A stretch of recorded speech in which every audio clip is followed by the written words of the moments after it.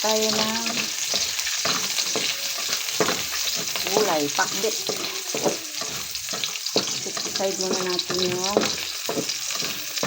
taba.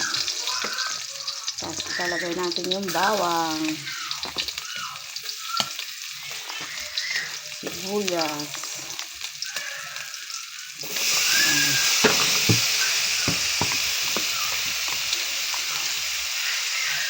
haluin natin yan.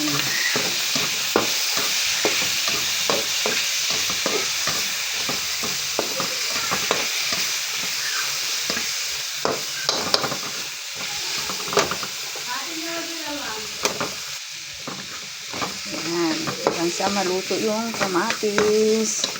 Yan, lutuin natin ang yung kamatis, saka natin ilagay yung gulay.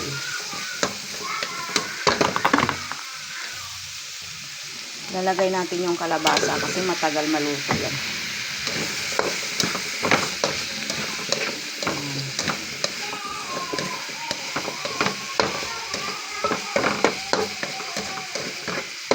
Tingnan ako magluto ng pakbit guys.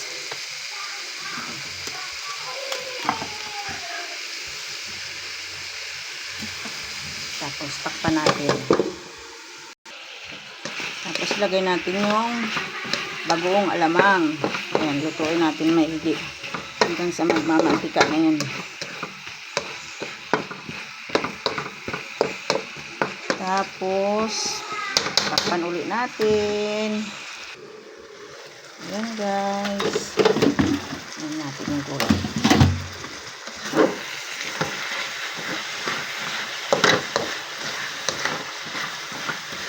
Malambot na yung kalabasa.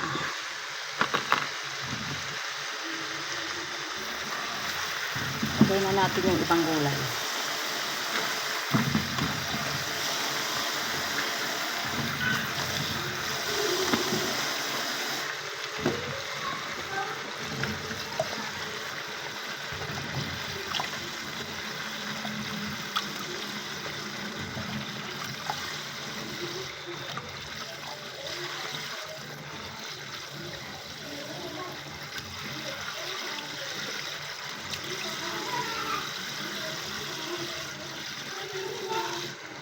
Ayan na lahat ng gulay. Haluin natin.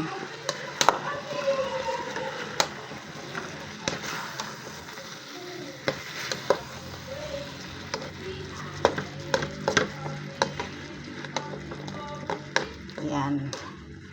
Maya-maya. Luto na yan.